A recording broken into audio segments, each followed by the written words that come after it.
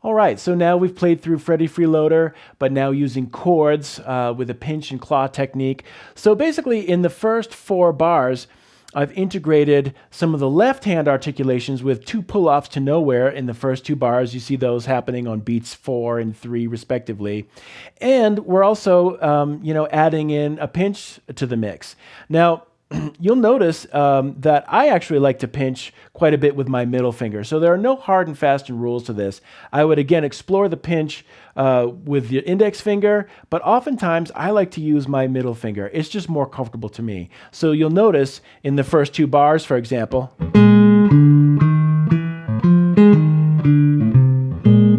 I just kind of will do the pinch a lot of times with my middle finger, and that's okay, whatever works for you.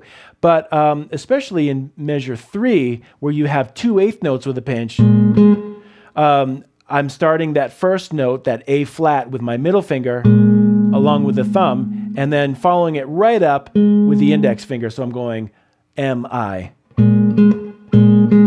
So I would encourage you to explore alternating fingers, whether it's index and middle or middle and index, when you're doing 2 quick eighth notes like that. So we've got pull off, pinch, so pull off, pinch, pull off, pinch. So it's a lot happening. So now our bass line is really starting to come to life with a lot of these articulations. And again, as with the other bass line, maybe take a second to just look at the bass line, which in the notation is all of the note heads with the stems facing down, and look at those approach techniques that are happening on beats 4. That'll really give you a good clue on how to move through a blues progression or any progression of a standard that you're working on. All right, so basically the first chorus is just using a pinch, and we have some skips in there. Like if we take a look at measure 9, we're starting off the F7 chord with a pinch, followed by a skip.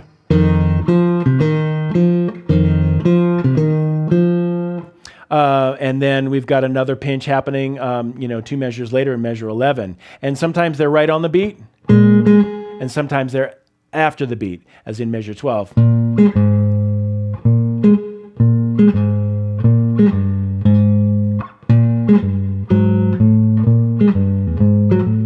So maybe you want to just loop a bass line, something like that, and just practice pinching on and off the beat. All right, moving into the second chorus, now we're throwing the middle finger into the mix with a 2-note chord.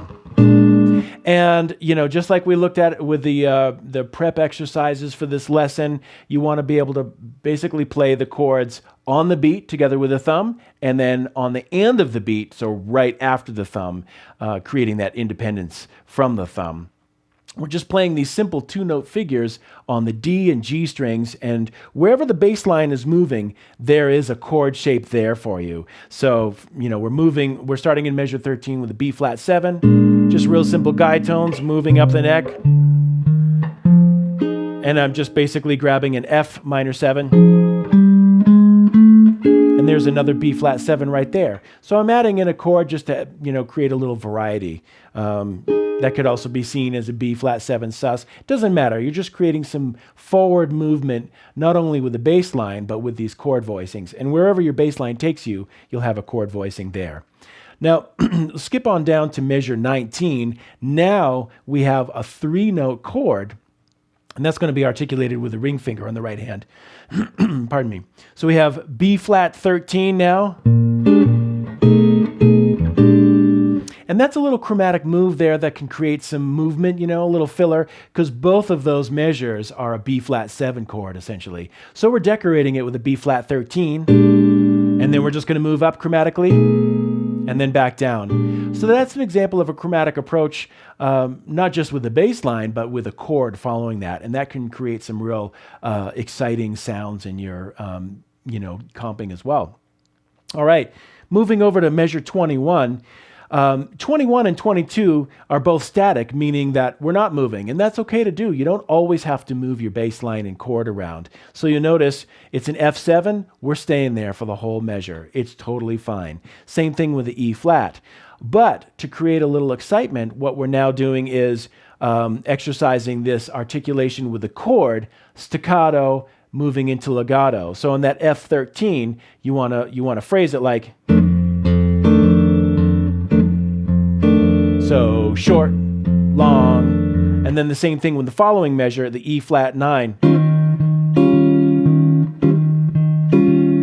So even though the bass line and chords aren't moving around, we still have a sense of movement because of the differences in articulation. So that's a subtle but very important thing that I wanted to point out there. And then finally, in measure 24, there's just a concept of using an open string to kind of buy you some time to move from one position to another position of the neck. So if we take a look at measure 24, we've got an F7 sharp 9 chord. That's just our classic Jimi Hendrix voicing that we're going to use. The whole chord is an F7. So what we need to do is get from here, 7th position, down to 1st position.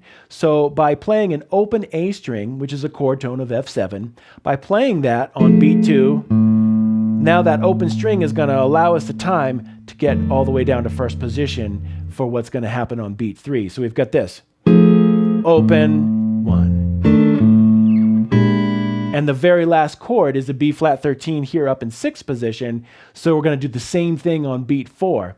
That A is a chromatic approach to B flat, but since we have it as an available open string, let's use that. This is something that bass players do all the time. They'll use an open string to buy them time to get way high up on the neck or change positions to go, low. In this case, we're doing both. We're starting with our Hendrix voicing, open, getting down, low, open, and then getting back up to 6th position. So I'm going to play the last 3 bars starting from measure 23 just to put it in context here. So from the B flat 13 chord we have in